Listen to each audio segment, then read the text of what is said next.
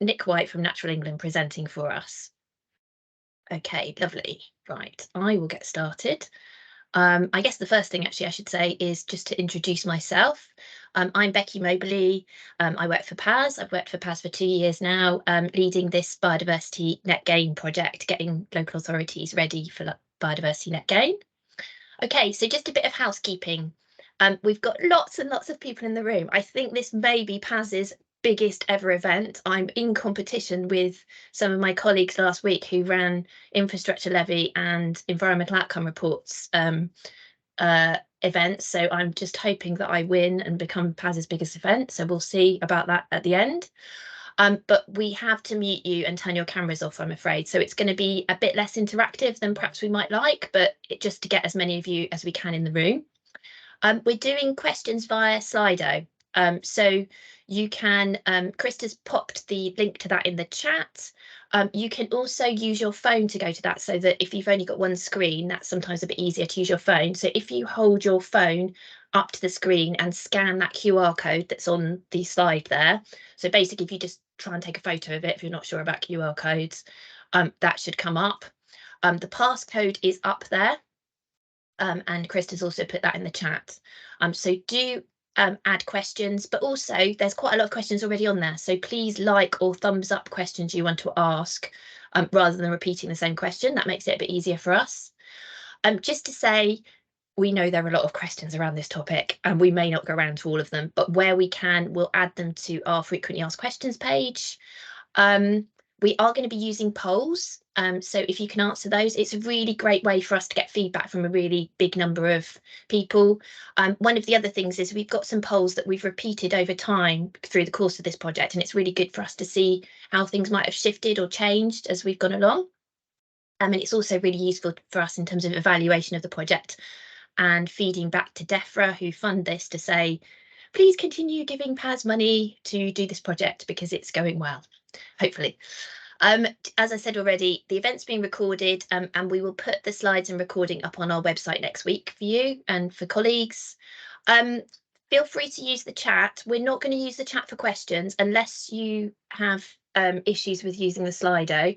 But what can be really nice is if people put in the chat perhaps what they're doing on BNG. So if a particular slide comes up and it's something that is relevant to you, that's really, really useful. If you're having any technical issues, please don't email me because I'm not checking my emails during this. If you can email my colleague Steve, his email's there, and he can hopefully help you out.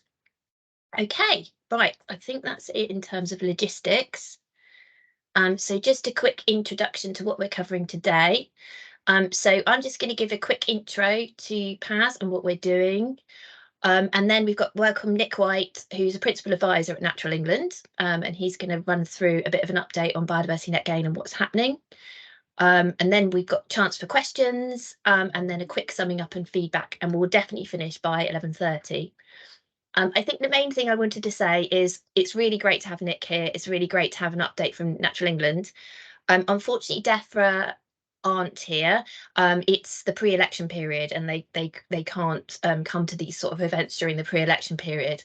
But it's really important to note Natural England work very closely with DEFRA and DLUC, but they are not DEFRA. So if you have questions about funding, that sort of thing, obviously we can take those away and ask them for DEFRA, but there will be some questions that as Natural England they won't be able to answer, and they will be more for DEFRA or DLUC, just to manage your expectations a little bit there. Okay, lovely. Right, so just a quick introduction to Planning Advisory Service. And Krista, could you just do the first poll for me about asking if you've come to a PAS event before? So if you haven't come to a PAS event before, PAS sits within the Local Government Association. We're a team, that says a team of 14, but actually at the moment we're 12 because we're one person down. We're mainly funded by the Department for Levelling Up to support, and we're funded to support English planning authorities with, and we have a wide programme of work across planning. So that includes new stuff that's coming in and existing stuff. So this year, for example, we've got work on design codes, the infrastructure levy, local plans, environmental outcomes reports, and development management designation, amongst other things. We also have an environmental planning element, and that covers nutrient neutrality, nature recovery, and biodiversity net gain.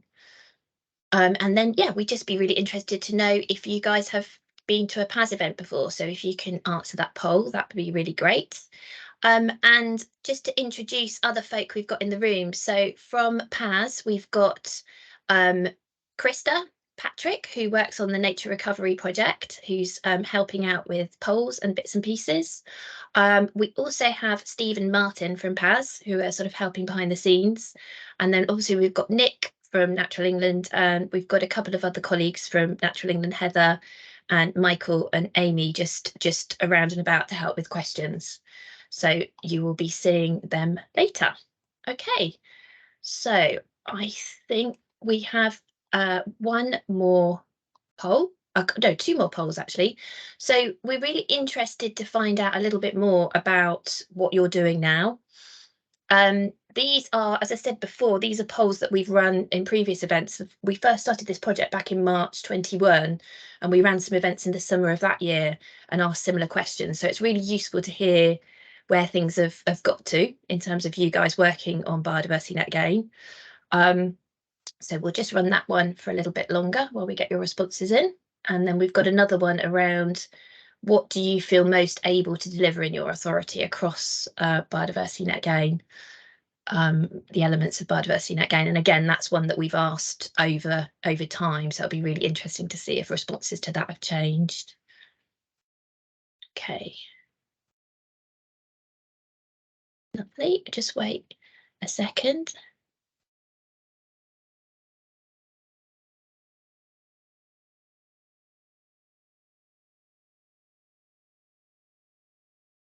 I see someone's posted about putting surveys out in advance.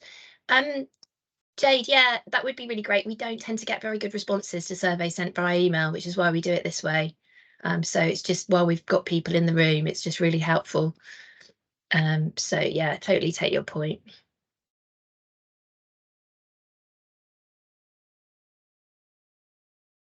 Okay, so I think we can leave that one running, and we will. I will introduce Nick from Natural England. Nick, if you'd like to get started, I'll stop sharing my slides and you can bring yours up.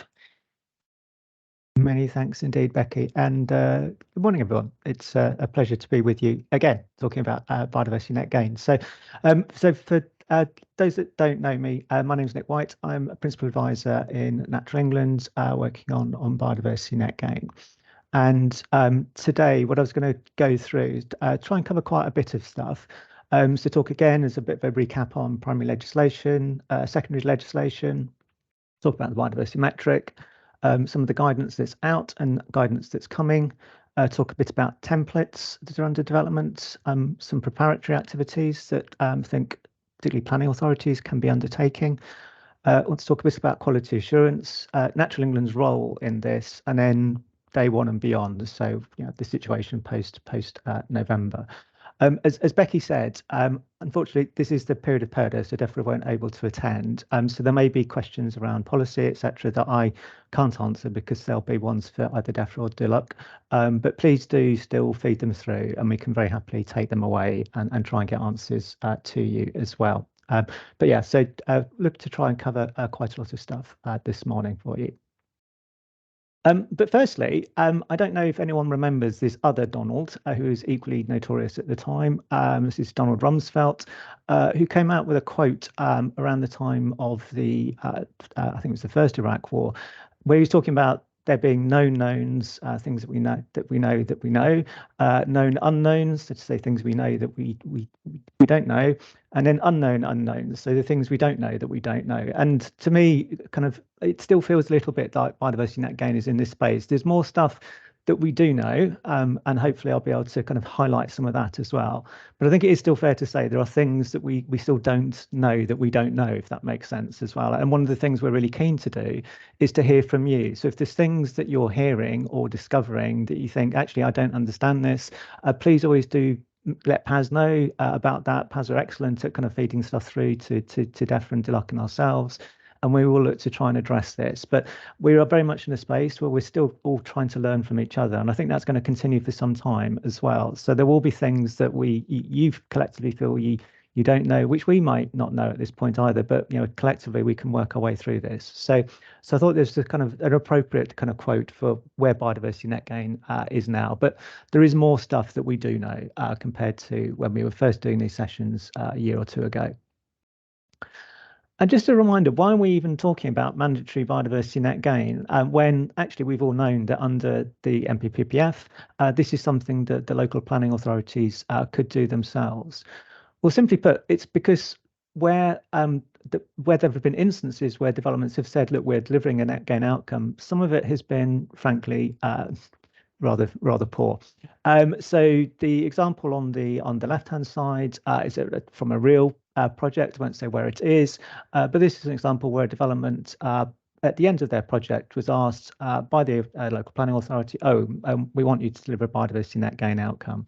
No further details were provided. It was far too late for the developer to do anything practical about it. They had no information about what was expected. So they basically kind of superglued a bird box and a bat box to a flat roof, which is a waste of everybody's time. Wasn't going to do anything for wildlife, wasn't going to do anything from this particular project. So what mandatory net gain is trying to do is it's trying to kind of move things into a much more kind of standardized, clearer process so that people have a good understanding of what the expectations on them are, but still with an ability for local planning authorities to help to kind of shape and influence how that gets delivered locally as well. So moving much more into the space on the other illustration, which is actually quite close to where I live. So this is in Southeast London, and it's an example in this particular instance of a development that's delivering net gain on site. Obviously, there are approaches to deliver off-site as well, which I'll talk to about. So it's really trying to transform our expectations of what we want to get from development, and also to provide much greater clarity around net gain as well. So everyone's clear about what the expectations are and what we're expecting people to be able to deliver. So this is what's driving it. And obviously the kind of big kind of game in town in 2021 was the Environment Act, and massive piece of legislation. And within that sets out the architecture for biodiversity net gain in England. Important to stress at the outset that it's not yet in force. So this bit of the Act isn't yet in force. It will start commencing in November of this year, and I'll talk more about that a bit later on. Secondly, biodiversity net gain applies only to England as well, and it has the effect of amending both the Town and Country Planning Act and also, and this was a late addition to the Act, the 2008 Planning Act. So that's nationally significant infrastructure projects.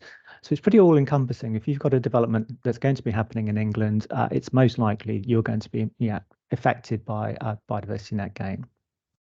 It introduced an expectation that there'll be a minimum of 10% biodiversity net gain that is measured by a kind of standardized biodiversity metric, and we'll talk about that in a bit, alongside the approval of a net gain plan. And it's clear that local planning authorities can vary that 10%, and one or two are looking to do that, and I'll touch on that a bit later.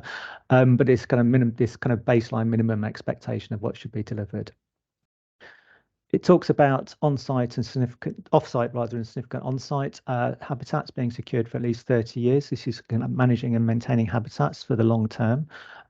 Introduces the idea of the statutory biodiversity metric. So this being the standard mechanism that everyone, irrespective whether it's a nationally significant infrastructure project or a quite small kind of housing development, having to use a kind of similar metric. And also the talks about the establishment of a national register for off-site net gain sites as well, and that's work that Natural England is undertaking at the moment. And again, and hopefully everyone kind of is aware of this, but just to stress, the Act and biodiversity net gain does not change any existing legal protections either. So it doesn't change anything with respect to protected sites, protected species, irreplaceable habitats, etc. So what the primary legislation did was essentially it set out the high-level architecture, but it left an awful lot of detail still to be decided upon as well. And as I said, there were these kind of two different ways of delivering.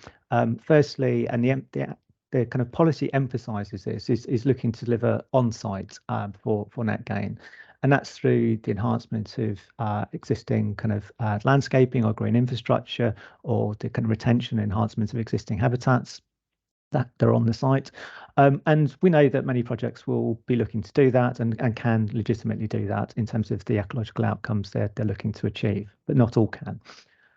Where you've got a development that either for some reason can't deliver net gain on site in terms of the site design, or, and this is important, where what they're looking to do ecologically just wouldn't work on site, and that could certainly be the case in a number of schemes, then it's looking to deliver off-site, and that will be through contracting with third-party landowners, local farmers, NGOs, local planning authorities if they've got their own land, or even if the development's got its own, if the developer's got their own land elsewhere as well, potentially utilising some of that.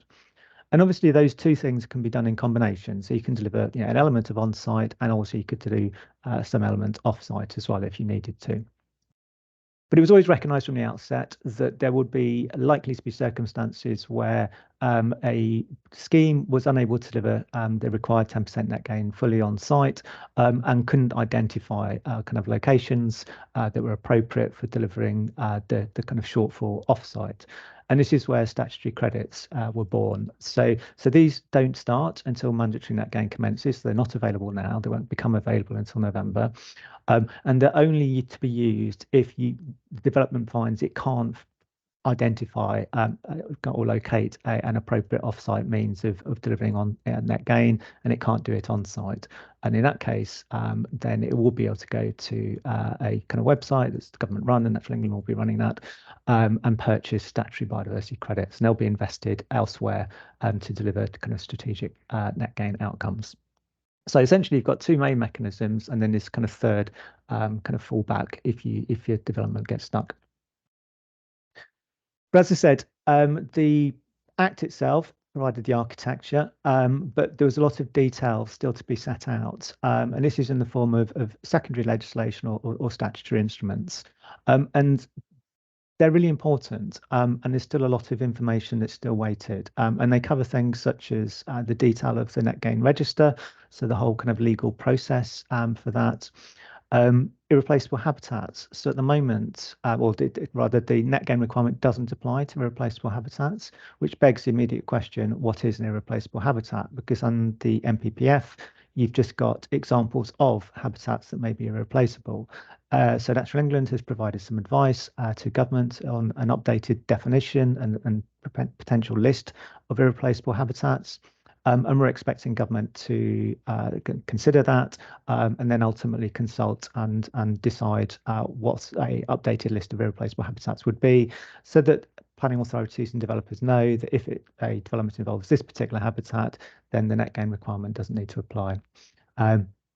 Equally, secondary legislation on the detail of exemptions and this is an important one that the DLUC are working on. So this is the net gain plan, so the procedure and approval process for local planning authorities. And obviously that's quite critical information for planning authorities, and we're still waiting for the detail of that secondary legislation. And then some kind of further secondary legislation on kind of quite specific types of planning, so phase developments and Section 73 applications, or other complex and modified planning permissions as well. PERDA means that government can't publish anything in relation to this secondary legislation until that PERDA period has ended, which is in early May. So we are expecting to see some more information coming out about these statutory instruments in late spring, early summer as well. And clearly that's critical information for yourselves as from planning authorities, but also for developers and landowners as well. But the good news was that there was some information that came out back in February, which has been really helpful in helping to kind of provide a bit more clarity around net gain. And this was the quite delayed response to the consultation that government had first launched in 2022. But then was published in 2023. Those of you you'll remember 2022 was an interesting political year with a lot of churn, and that held up the kind of publication of this response. But it did begin to clarify some policy unknowns. So one of the important announcements was the fact that net gain does start to commence, biodiversity net gain does start to commence this November, but it doesn't commence for small sites until April 2024. So there's an extra period of time that's being allowed to enable both planning authorities and SME developers to get ready for the introduction of net gain for what are the bulk of kind of affected planning decisions. So those are the ones for small sites, essentially minor schemes. Equally, the consultation confirmed the state of play with regard to exemptions. So there had been some debate and discussion as to whether brownfield sites should be exempt from net gain. They're not. But there was an inclusion of things like self and custom builds, which were added to the list of exemptions. But yeah, from a Natural England perspective, we're quite pleased to see that the list of exemptions is quite tight as well. So most developments are not exempt from the Biodiversity Net Gain if you're going forward under the Town and Country Planning Act. Some other information that came out through that consultation response was there was a confirmation of a proposal that was originally set out in the consultation, which will allow a developer to potentially sell on-site biodiversity units that they've delivered over and above the requirements of that local plan. So, for example, if you were expected locally to deliver, say, 15% net gain and your development's achieved 20%, then on paper at least, you've got a theoretical 5% set of units you could then sell. However, that's caveated. The site does need to then get registered as an offset site, and it's subject to all the other kind of requirements of something that's delivered off-site. So it needs to be legally secured and registered, etc. So in practice, how many developments will look to do that? I don't know, but it's kind of something that was confirmed in the consultation response. More information was also set out about the net gain register and also how the statutory credit scheme would be operating. It also confirmed the situation with regard to protected sites. So developments that are approved, and obviously that is on protected sites, and obviously there's a separate kind of considerations for those, will be subject to the net gain requirement in addition to the compensation that they have to provide as well. And also there was confirmation as to how and whether protected sites themselves could be utilised as a means of delivering off-site net gain. And it will vary slightly depending on whether the site contains intertidal habitats or not. Essentially, if it's a coastal site with intertidal habitats, then all of that designated site potentially can contribute as an off-site location, provided it's got the appropriate consents. Whereas for sites more inland, it's only the non-designated features of those sites that can contribute to a net gain proposal. And again, however, they would need to have the appropriate consents in place. And further elaboration was set out in terms of questions around additionality and the relationship with compensation. So, sites that are being provided as compensation for other impacts can themselves also contribute towards net gain, but their contribution level is capped. There was further guidance that came through as well, in addition to the main consultation response itself. So one of the key bits of guidance, and one that had been long awaited, particularly by landowners, was questions around stacking and bundling. So this is to what extent can you combine the sale of biodiversity gain units with the sale of other environmental services, such as carbon credits, or a kind of nutrient neutrality as well, nutrient credits. So confirmation that yes, you can look to combine those. The first piece of kind of advice got published as well. This was aimed at landowners, and this was set out on what's become a new kind of central, what's been described as a collection page on gov.uk, which is where all government guidance will get published as well. So do bookmark that page. That's where future guidance coming from government will get published from as well. So it'll be an important kind of repository of information for net gain going forward. And then specifically for local planning authorities and the question around resources, there was a helpful announcement around additional funding, which hopefully you're all aware of and are all kind of making some use of, to help with LPA readiness in preparation for mandatory net gains. So just under an additional £17 million was announced. We haven't heard anything further from government yet in terms of what level of support will be available post commencement. So this is for in the kind of run up to commencement. But I know it's something that certainly PAS and others have been making representations to DEFRA about, as has Natural England, in terms of that meeting that ongoing new burdens commitment that the government did say it would provide. So one of the key components of net gain is obviously the metric. It's not the only significant thing, but it's the bit that helps to evidence and demonstrate whether you've actually achieved a measurable gain compared to the state of the site beforehand or not. So it's there to calculate the baseline, forecast the outcome, hopefully provide confidence to all users and ensure consistency of approach. And it's been designed to try and be as simple as possible, yet sound. So it is kind of ecologically robust. It's informed by evidence as well.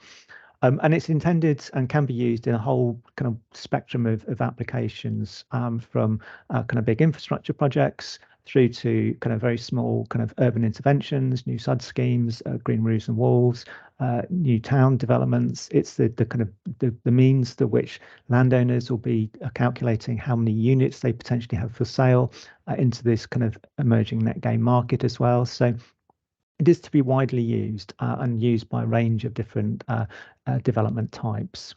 And we talk about a metric, but actually it's a package of component parts. There's the calculation tool, and that's the kind of the Excel spreadsheet that's intended to help kind of do the calculations and help indicate whether a project has met the kind of various kind of requirements of net gain in terms of kind of trading rules and things like that as well. So so the kind of calculation tool is the bit that everyone sort of interfaces with around the metric. But there's also kind of standalone condition assessment sheets as well, which is what the ecologists will be using in the field to help populate some of the scores in the metric. This is the main metric, and then obviously user guides and kind of more technical information. So it's not just a single thing. These are the kind of the various component bits of the biodiversity metric. And metric 4 came out a couple of weeks ago. And for those of you who are familiar or were familiar with metric 3.1, hopefully you've noticed that a lot of it's the same, but there have been some changes made. So one of the biggest ones is in terms of how the spatial risk multiplier works. And this is you'll only notice this if you're a landowner looking to sell biodiversity units to a development that's a long way away. It means that you'll get slightly more units than you would have under previous versions of the metric. The metric still works to kind of disincentivize the kind of sale of units to projects at some distance. But yeah, that it can happen. And it hopefully means that for those landowners, they are able to generate some units in a way that previous versions of the metric meant it was largely unviable for them to be looking to sell, particularly very high distinctive habitats or high distinctive habitats. The guidance documents themselves have been kind of streamlined and hopefully simplified as well. Do let us know if you don't feel they have been. And there's been some kind of small changes within the calculation tool, mostly to try and improve the kind of user experience, user interface, but also with some minor changes to habitats as well. The condition assessment sheets are updated, and the QGIS interface, so this is the ability to kind of directly import GIS data, has also been extended to the small sites metric as well. And talking of the small sites metric, it's important to bear in mind that there are two versions of the biodiversity metric. There's the main metric that can be used by all development schemes, irrespective of their size, although it does require a competent person, it would used to be an ecologist, to kind of undertake the actual kind of habitat assessments. And it can be used to calculate both on and off-site net gain. You can use it to run indicative and final calculations, but it does require a final kind of on-the-ground condition assessment input. The small sites metric has been designed for use in very specific and quite restricted circumstances. So this is only for use on sites that meet a particular kind of size criteria. So it's those sites that meet the definition of a small site, but also where they've got no existing high quality habitats on that site, where there's no existing priority kind of protected species, etc. And you can only use it on site as well. So for November, when we've got this staggered start, obviously small sites aren't aren't going to be subject to the net gain requirement until April. So between November and April, no project coming forward under mandatory net gain should be using the small sites metric. It's not appropriate for those, but its usage should only start kicking in after April next year. But this small sites metric doesn't necessarily require an ecologist, and as I said, it's been designed for simpler sites. So we published the Biodiversity Metric 4.0. One thing it's important to highlight is that this isn't the statutory metric. So in the Environment Act, there's reference to there being a statutory metric that will be published by the Secretary of State. And in the DEFRA's own kind of net gain metric consultation response, they highlighted that the Environment Act kind of commencement provisions aren't yet in force. So legally, metric 4.0 can't be the statutory metric because legally mandatory net gain hasn't started, and the statutory metric can only be published when mandatory net gain has started. However, DEFRA did helpfully say that they anticipate that the next version of the biodiversity metric, so the version that is the statutory version, will be based on version 4.0. So if you're using version 4.0, I think it's be fairly confident to expect it's going to be very, very similar, if not the same, to the ultimate statutory metric when that comes out later this year, when net gain commences. So that will come out in November. So that's a metric. There is other areas of work going on in respect to net gain, and all of this is kind of important stuff as well. So a quite critical component of that is monitoring and evaluation. So obviously net gain is a very long-term goal. It's looking at managing and maintaining habitats for at least 30 years. And we need to know, is the policy working? Has it led to the kind of environmental impacts and benefits that we're anticipating it will do? Has it led to any kind of perverse outcomes that we hadn't planned for? How is it kind of playing out in the planning system? So there is a long-term monitoring evaluation program that's now up and running. It's being overseen by Natural England, and it's running for at least 5 or 6 years, and it will provide information and advice back to government on how the policy is going and whether any adjustments or tweaks to it are needed. It won't look at individual site proposals or individual net gain proposals, but will very much be looking at the kind of the wider macro picture. Secondly, there's also been work underway to help develop some standardized templates. So this would be to try and assist both planning authorities, but also developers, ensure that they are getting the kind of same level of information in a consistent format. It's important to say that these aren't mandatory, so people don't have to use those in terms of kind of national policy, but they are being widely tested and will be available kind of later this year as well. And hopefully, Natural England are very keen to encourage their uptake because we believe it will help kind of standardise information flows going from landowners and developers back to planning authorities and responsible bodies, etc. Later this year, Natural England is also going to be starting a quality assurance pilot. So we're working with most of the professional bodies and also a number of kind of sector membership organisations. And this is really to see what we can do to try and help better embed best practice into net gain. How can we help to kind of reinforce the things like the ensuring the mitigation hierarchy is followed, best practice principles for net gain are adopted. And it's really there to kind of help and assist people, and be that the developer, be that planning authorities or others involved in the net gain process. It starts in summer and it will run through into and beyond the kind of commencement of net gain, and potentially flowing from that, maybe some further work on accreditation. But it's really been set up to help ensure that information and support is available to people to help deliver net gain in the best way possible. There's also a lot of training that's now starting to roll out in earnest, particularly around the metric. So that's both with bodies like SIEM, but also with the Royal Town Planning Institute, ITPI, and also sessions through the Landscape Institute, Field Studies Council, and others as well. And we're talking, this is Natural England, they're discussing with SME developers and others about a potential kind of package of training and information, particularly targeted at kind of small scale developers rather as well, and especially those that are using the small size metric to ensure that they've got the appropriate information and skills, and potentially particularly their architects, to help ensure that when Net Gain commences for smaller schemes next April, it is done so in the best way possible. So where are we in terms of timelines? So later on, after PERDA this spring, early summer, this is when we're expecting the responsible body designation to be launched. So this is around in respect to conservation covenants.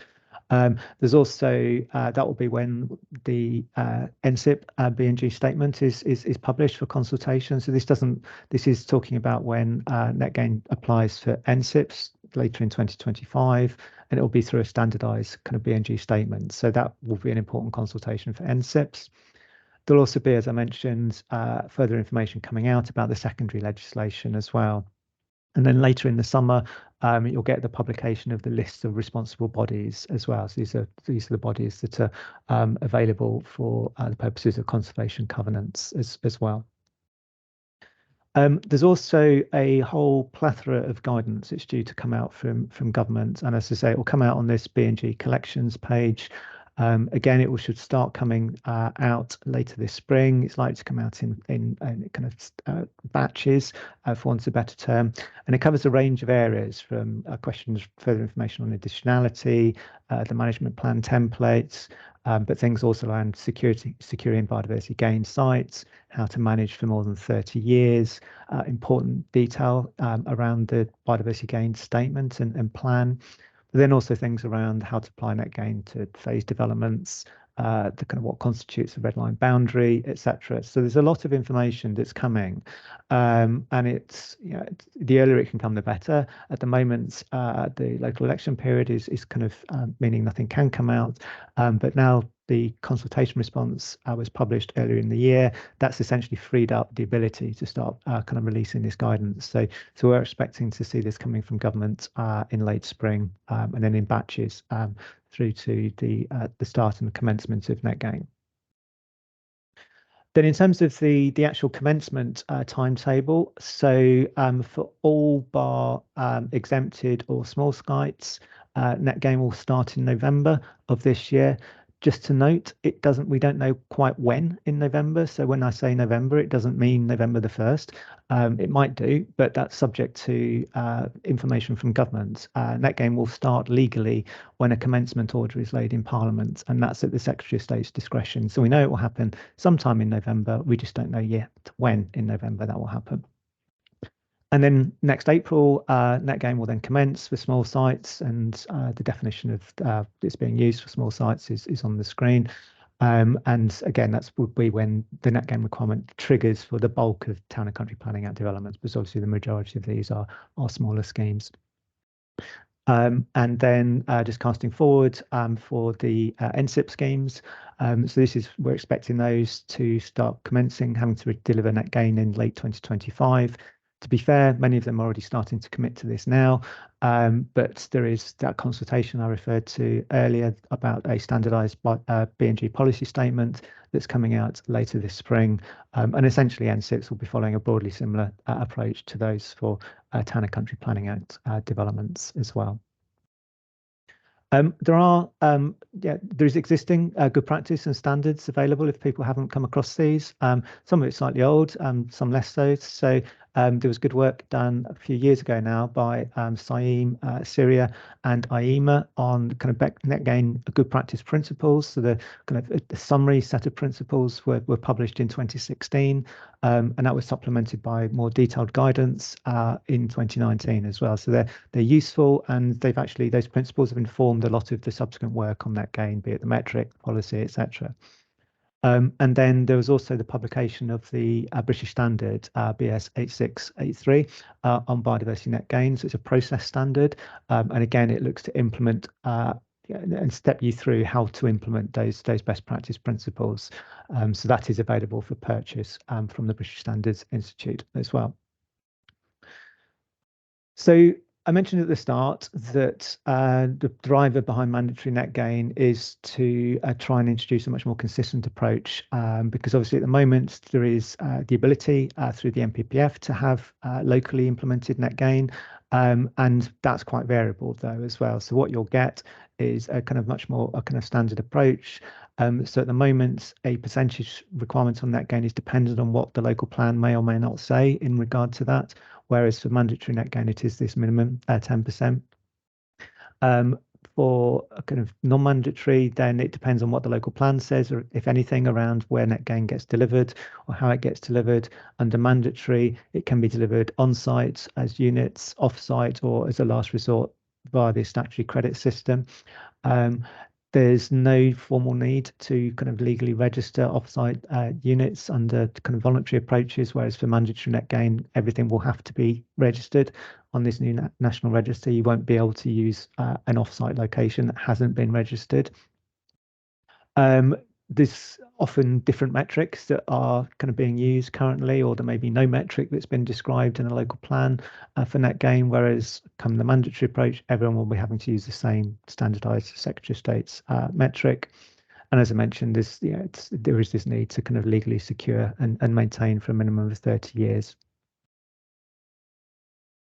So moving on to things that from a Natural England perspective, we believe that planning authorities could be doing to prepare for mandatory net gain. And I've broken this down into two kind of slides, if you like. Those I think you must be doing and those that you should be doing. And some of this may be kind of slightly obvious, but kind of worth reinforcing. So all planning authorities must implement the new statutory requirement upon commencement. So it's a legal requirement, and so it must be implemented. It's important that schemes that are in scope aren't approved without having had sight of the statutory metric or biodiversity gain information to give you confidence that the kind of biodiversity gain requirement is going to be delivered. As I talked about earlier, any off-site delivery has to be registered on this national register. That land cannot be used for the purposes of mandatory net gain if it hasn't been registered. Equally, any necessary consent, so any site that's involving either the development site or the off-site location that is involving a protected site, for example, you have to make sure that those consents are in place, and shouldn't be approving projects where those consents aren't. LPAs can't preference their own land as biodiversity offset sites over others. So you need to be, everyone needs to be treated equally. You can use your own lands, but you must not preference those. And then there will be a requirement to report on biodiversity net gain as part of the new kind of NERC duties on all public bodies, LPAs included, but we're still waiting on the details of those. And then some things that you should be considering as to do. So firstly, and this will be really helpful for everyone, is set out what your local priorities are for habitat creation or enhancement. Longer term, it's intended that this will all be done through the local nature recovery strategies, because obviously they're not all, they won't be available or on stream, certainly not by this November. So point to things that are already being published in the local area, because these are essentially what helps to identify or determine strategic significance within the metric. So it gives you an extra weighting, if you like. And it encourages people to then deliver those outcomes. If you have got lands, be it parks and green space, farms, even things such as the highways estate that could be used for kind of delivering biodiversity net gain outcomes, consider using those. If set out what your local expectations might be around monitoring and reporting, this will be important, particularly for landowners who are looking to kind of try and price and budget as to how often should they be reporting to you if you're the consenting body. And it's covered by Section 106 agreements. They'll need to know how often they should be reporting on that and factor that into their costs. If you are looking to deliver more than 10% or require more than 10% net gain, and a number of authorities are looking to do that, do make sure that that's set out in the local plan, and also make sure that you've got evidence to support that as well. A developer won't be able to challenge 10% on viability grounds. Anything over 10%, they will be able to challenge. And so do make sure you've got the evidence you feel you may need in order to defend that successfully. Do try to ensure as well that all relevant officers and members are aware of BNG. I mean, obviously PAS is playing a key kind of important role in this, but within authorities as well. do make sure of that. And that's true not just of the planning and parks and green space or ecology colleagues, but also within legal services, within finance, procurement, all of whom have a role to play in net gain as well. So them being aware of that, and also consider how net gain can help deliver some of your other local priorities. So what will Natural England be doing in all of this? So we will periodically make metric update recommendations to DEFRA. I should stress it's not our metric. It will be the statutory metrics. It'll be the Secretary of State's metric. So all we can do is make recommendations about further updates. It will be for the Secretary of State to decide whether or not to implement those. We'll be operating the Net Gain Register.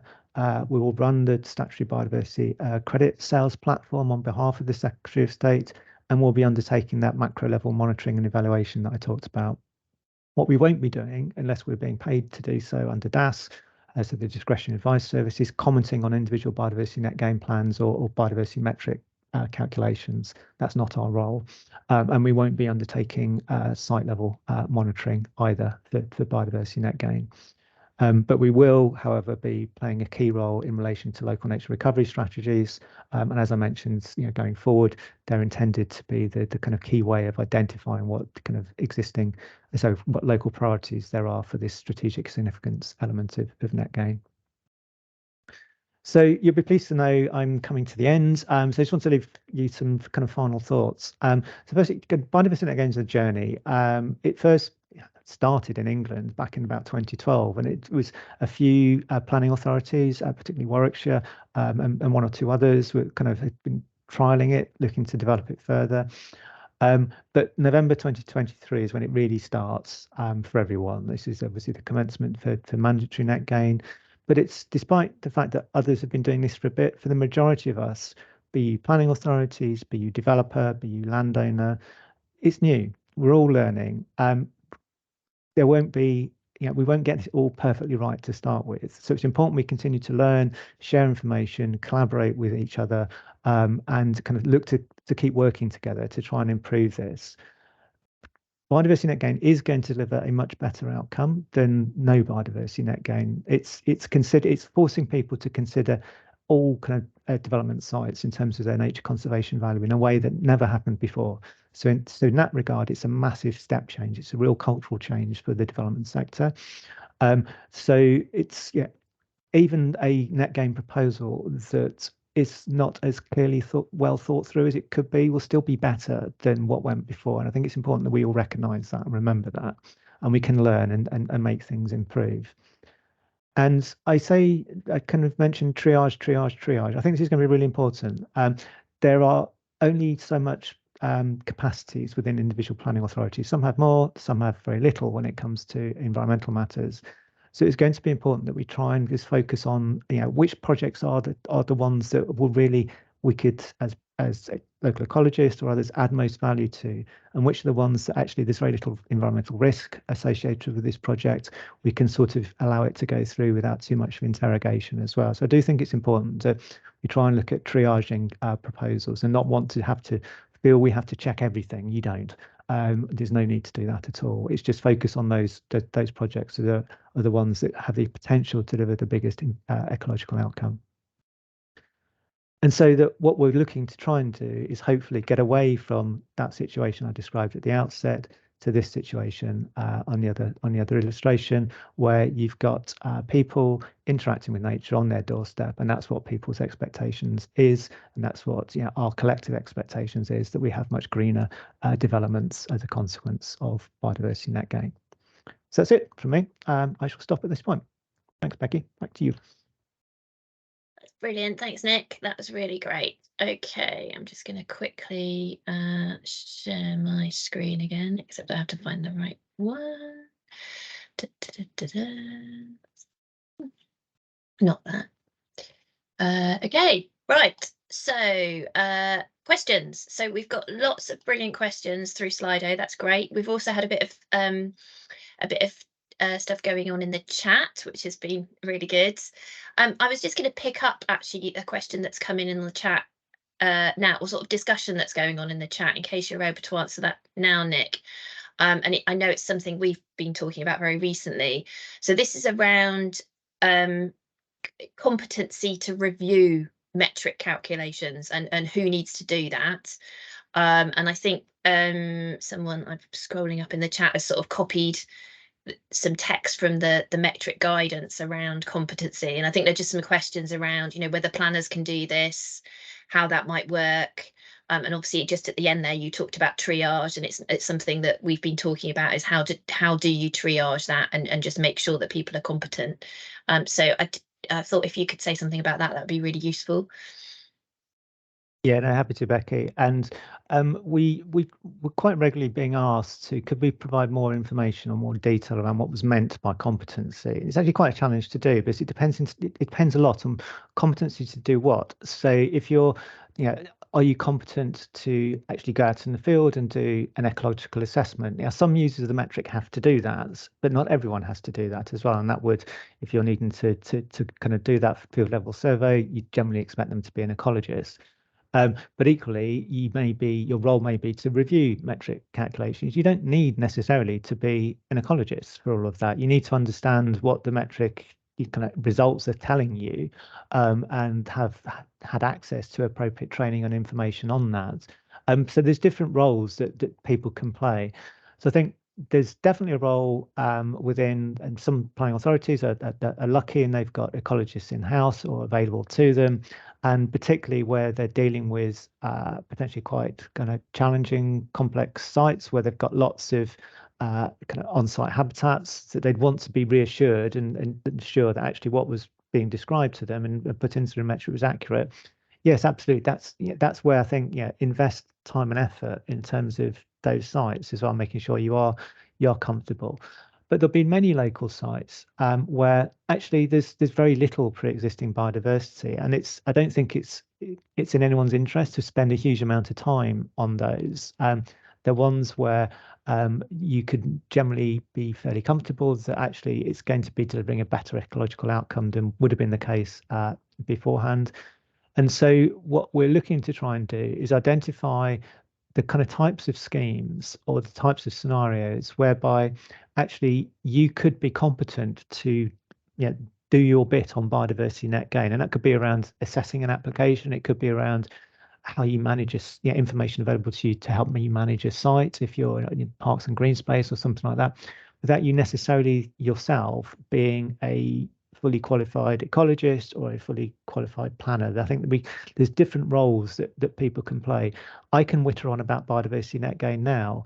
I'm not an ecologist. I'm not a planner, but I have a competency to some extent to talk about some areas. And it's what we're keen to do is to say there are others potentially within authorities who, with either a bit of information or a bit of training, could be competent to do certain bits of net gain. It's not to say they could do everything, they can't, but there are certain roles I think people can do, and that's the conversation that we've been having with PAS and discussions with public practice and others as well around how can we help identify some of that. Does that answer the question? Yeah, Becky? that's great, Nick. And so I think the other thing is watch this space on that, because we just are starting those conversations to try and get something to you guys that will hopefully help with that, but also sharing what people are already doing. That's a really important part of the project that we're doing, is, that sort of peer learning.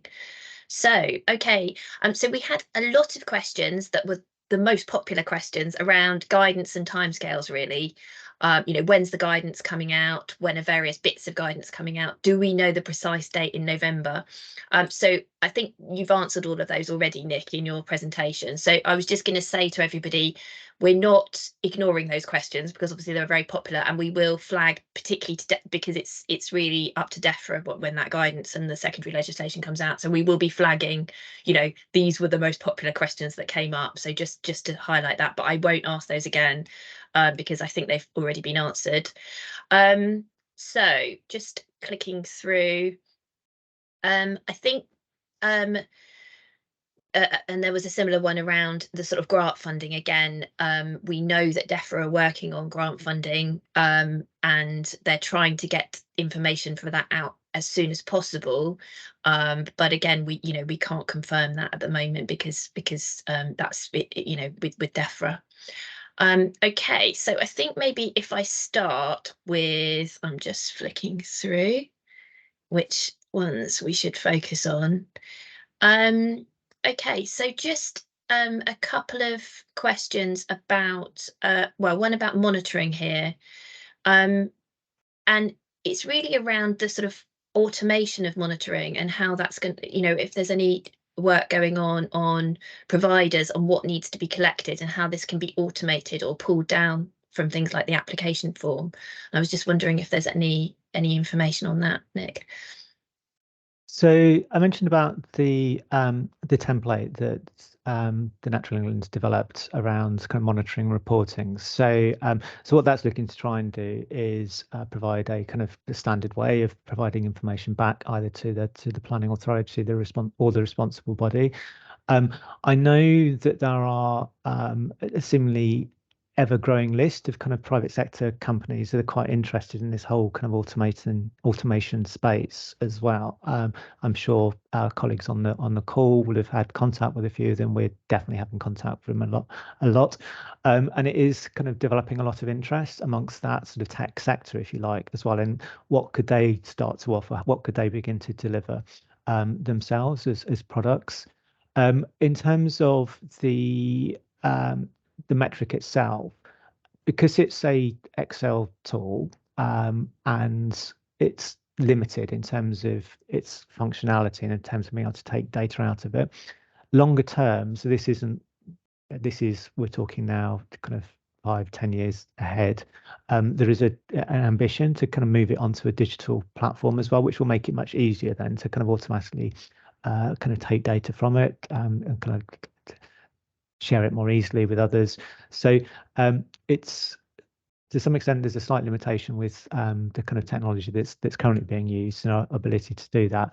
But what we want to do is ensure that the information flow going back to planning authorities is as standardized as possible. We can't require it to be that because there isn't the legislation to do that.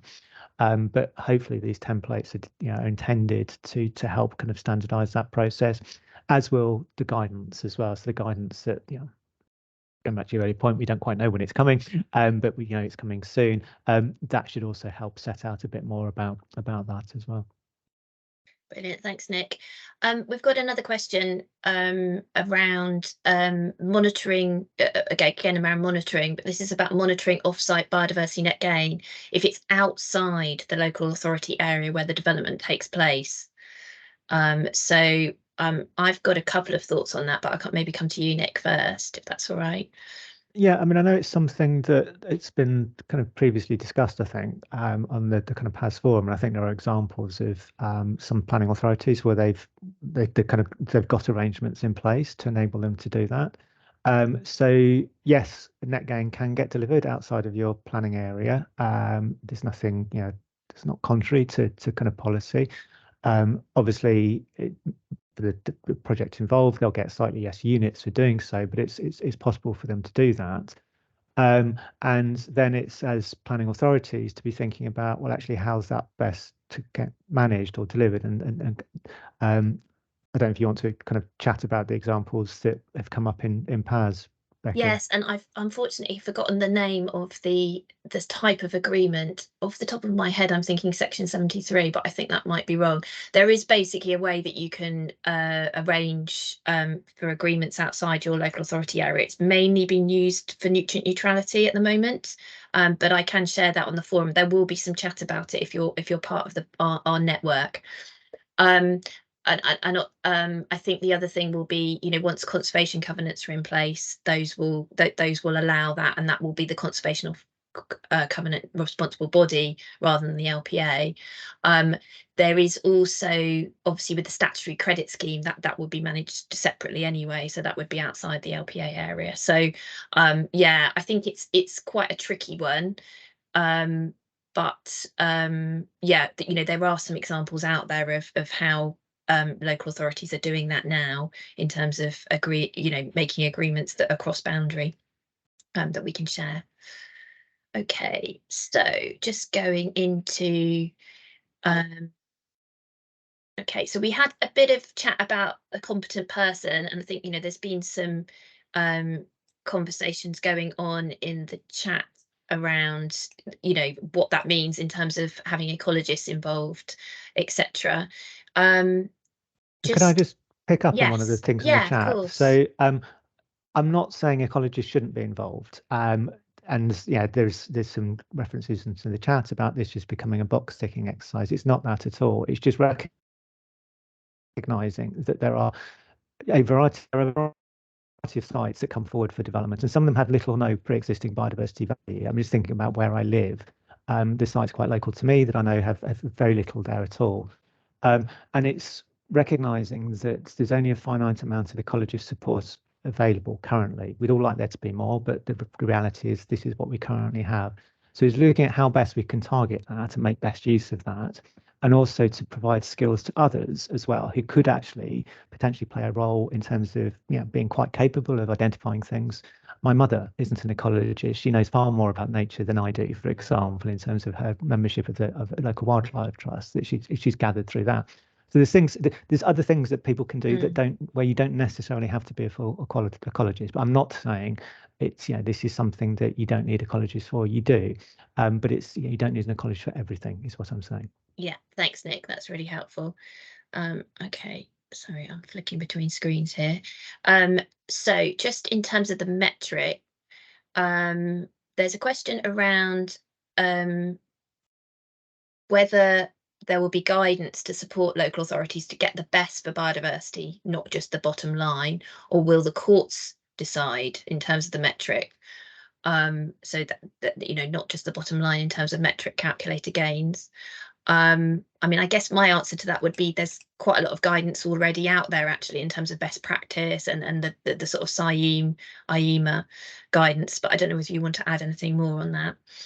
Yeah, I mean, one of the things that Natural England as an organisation is quite keen to itself produce as well is a sort of set of principles around things to consider when looking at whether a delivery of net gain on site is or isn't appropriate as well. So I know this is often the subject of quite a lot of discussion, and there will be circumstances where on site really isn't the appropriate solution if you're trying to deliver a very high quality habitat right next door to thousands of people and their pets. Well, good luck to you. Ecologically, it's not going to work. So it's a piece of a kind of advice that Natural England is looking to develop. It will inevitably be quite high level because we don't know the individual site details, but hopefully that will be helpful to give not just planning authorities but also developers and everyone a kind of a sense of actually these are the sorts of things you can realistically hope to achieve on site, but these are things that it's very unlikely you'd ever be able to successfully deliver on site. Brilliant, thanks, Nick. So, and just in terms of that sort of on-site point, I think the sort of highest voted question we've got now is around, so there's a question around when guidance on significant on-site habitat will be available, which, you've kind of covered. But I think there's a question around, how will this be collated for biodiversity reporting as it won't be on the register? And I know there's a little bit of a perhaps a sort of Natural England take on this that might be slightly different. So I don't know if you want to cover that at all. Yeah, so was that, sorry, I briefly distracted. Was that what information is going on the register? Yeah, just in terms of, significant on-site habitat. So we know that the register is only going to cover off-site at the moment, but, how will that be kept track of really and collated? It's a very good question. So as you said, the register will, when it launches, only include off-site information. There's a collective ambition to extend that to include on-site, but it wasn't part of the Act. So it's something that we'd have to work with others on. We would want and expect planning authorities to be particularly focusing on the on-site significant elements of it as well. So as part of their own kind of monitoring or enforcement, if that's needed regime as well, and be looking for information on that coming back through planning conditions. But yeah, we're all in the same boat, unfortunately, when it comes to waiting on guidance as to what is meant by significance. And also some more information around enforcement as well, which I think is something that's also come up in the chat. Yeah, lovely. Thanks, Nick. Okay, and just a question really around applications submitted prior to that date in November 23. Would those be exempt from the 10% requirement? I guess I can answer that quickly in terms of yes, they would be exempt from the mandatory requirement, but it depends what you've got in your local plan. But also the MPPF does require net gain. It just doesn't set a percentage or require the use of the metric. So I don't know if you want to add any more on that, Nick. No, I mean, I think you've covered it. I mean, it comes up a lot. It's a question we get a lot. At what can you require it? And no, as you said, until net gain commences, and we don't know currently when in November it's going to commence. But until that point, all you can kind of insist upon is either what's in your local plan, if you're wanting a specific percentage, or just more generally, kind of falling back on the MPPF as a kind of, as you said, a kind of wider kind of expectation and requirement. There's also been some quite detailed questions around does it apply at the point when the LPA has receipted the application or at the date when it's been was first submitted by the developer, and we're waiting on confirmation from DLUC as to the kind of precise points when that net gain requirement would come into force. But no, anything that's been undertaken prior to the commencement of mandatory isn't subject to the mandatory requirement. It's not retrospective in that regard. Yeah. Okay. Great. Thanks, Nick. Okay. So we've got a quite specific question here. Sorry, I've managed to put my water bottle in front of my screen. I don't know why I'm doing this funny action. Just a question of urban trees and street trees in metric 4.0. And this suggestion is that the on-site area of biodiversity net gain habitats can exceed the overall site area because of those. I don't know if that's something you know about now, Nick, or we can probably take that one away to. Yeah, if that's okay with you, I'll take that one back to the metric team because I wouldn't want to give people a misleading answer on that one. Thank you. Okay. There's a question about whether there's a minimum area for on-site biodiversity net gain to prevent the use of small isolated fragments of land that will essentially be ecologically meaningless. I would imagine that will be up to the local authority to do that through the planning application process. But I don't know if you've got anything to say, Nick. Yeah, and there's also, I mean, there's existing guidance that's been published by others as well, looking at essentially what's good practice when it comes to delivering ecological outcomes. So the other thing just on minimum areas is there's also an exemption for sites below a particular size threshold as well. And essentially that's been designed to ensure a net gain requirement doesn't get added to a planning permission to put up some signage or something like that. But there is a kind of exemption to the net gain requirements as well when it comes to the kind of size threshold of the site. But no, in terms of what's a minimum viable area for particular habitats, it will vary obviously depending on the habitats in question, and there is other existing guidance that's out there around how you should be considering size. As a rule of thumb, you do want to try and avoid though having isolated kind of patches of habitats. The more kind of habitats can be integrated both within the site or equally across the site boundary with what's going on the other side of the fence as well, the kind of better, and that's kind of widely known.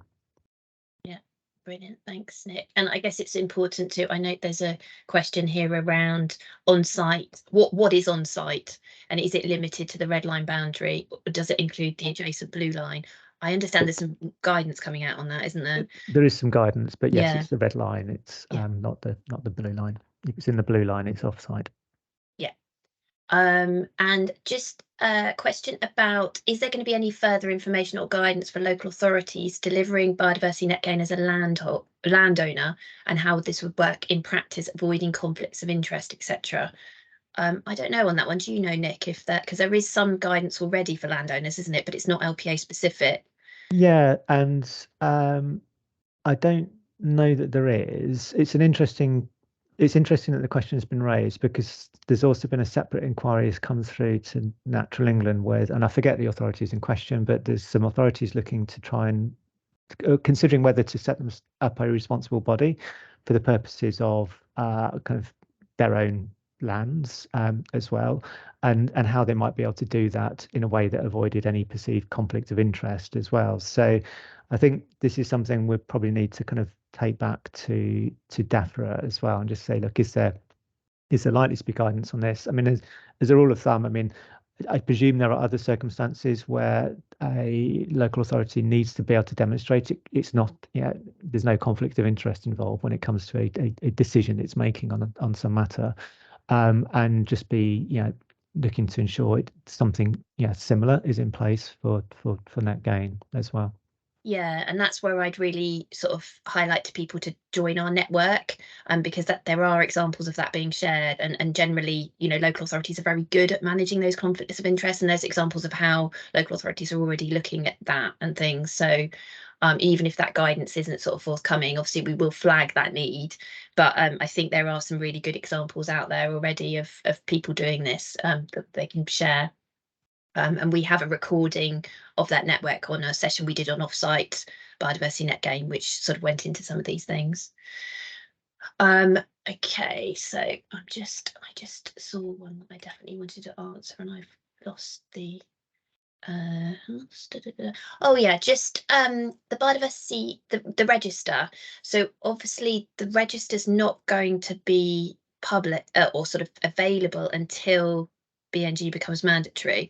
But the question is, which I think is a good one, which I've sort of highlighted to as well, is, are there any details that can be shared before that, so that people can be ready to know, for example, how local authorities can interrogate or be informed about the register.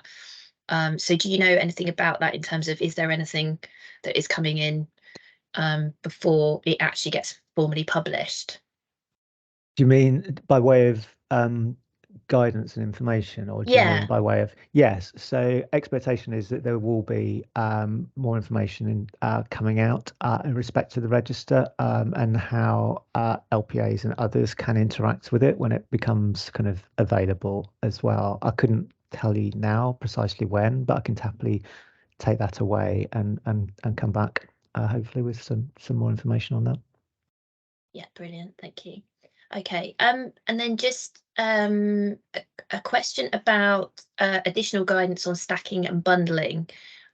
So there is some guidance already on stacking, but this person specifically refers to it covering SANGs, so suitable, accessible, natural green space, covered under the habitats regulations. We understand that that is being edited, the stacking guidance, and there's an ongoing conversation at the moment, isn't there, Nick, via email over some queries that we've had in. So something that came in actually through our network, and discussion with DEFRA around making that much clearer. I mean, my personal view is the consultation response says one thing, the stacking guidance says something else, and they're not necessarily consistent, which isn't particularly helpful. So I'm hopeful that will be updated ASAP, but I don't know if you have any more news on that, Nick.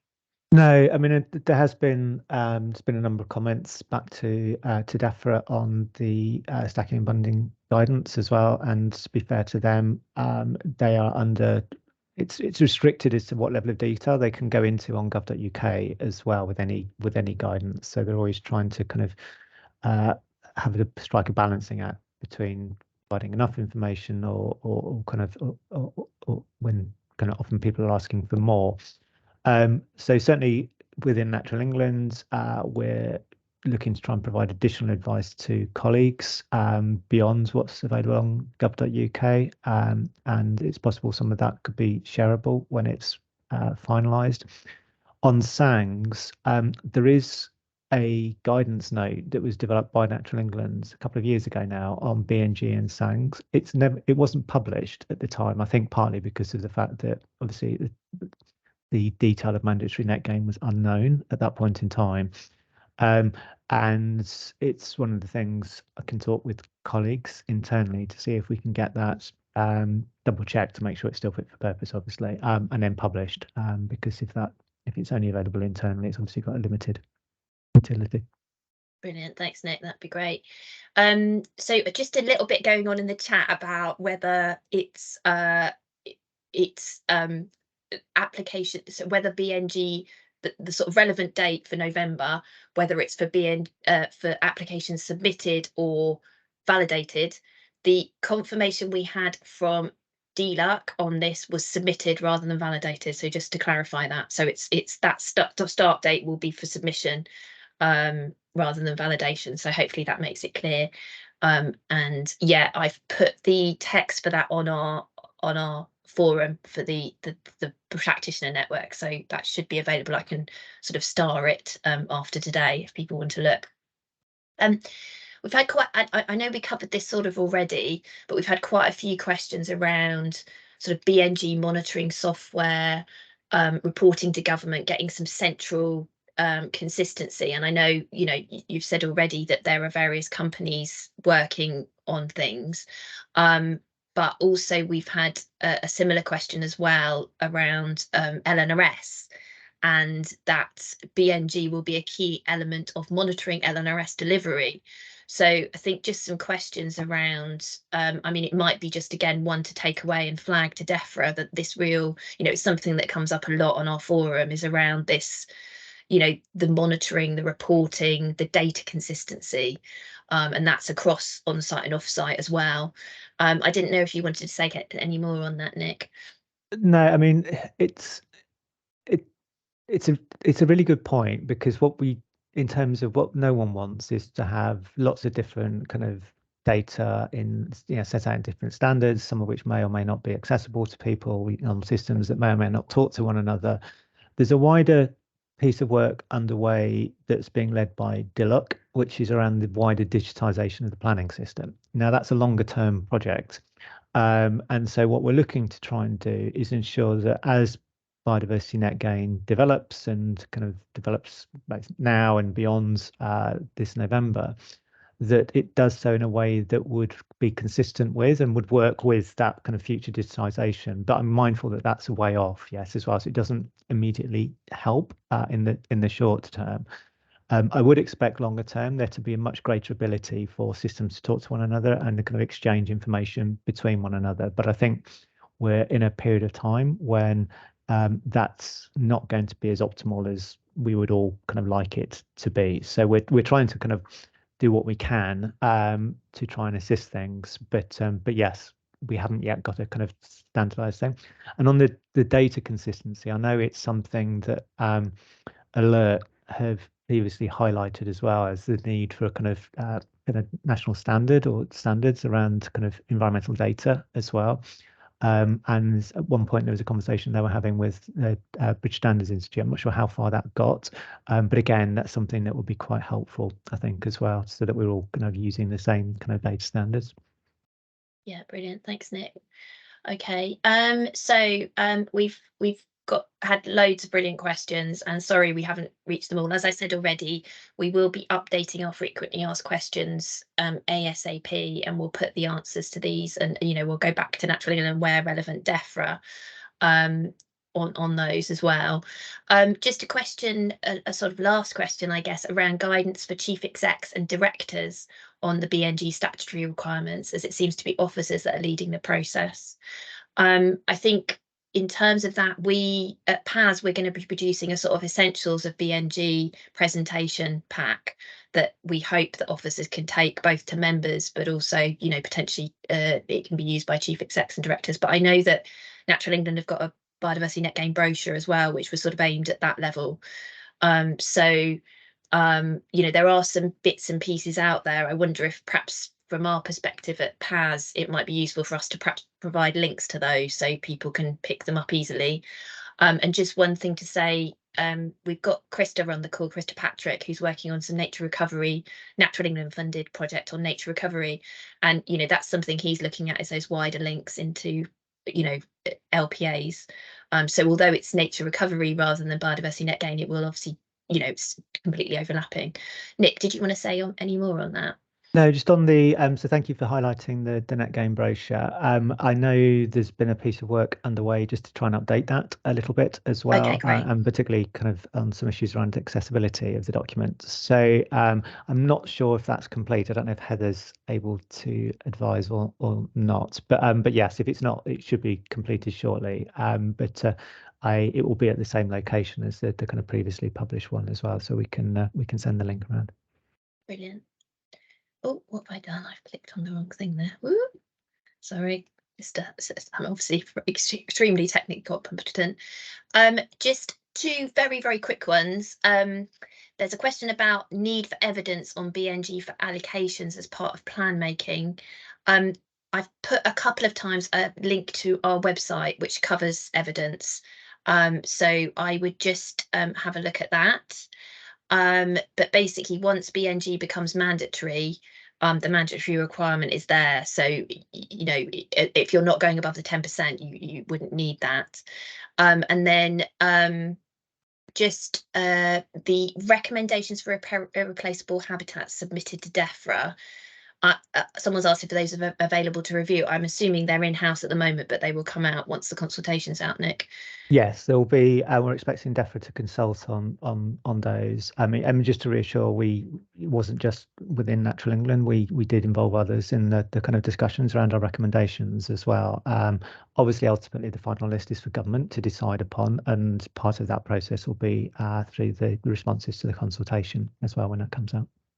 Brilliant, lovely. Right, thanks very much, everyone. I'm just going to wrap up. I'm quickly going to cover a couple of points which actually have come up in the chat as we've been going around sort of needs around various aspects, which that we're looking to cover under the PAS project.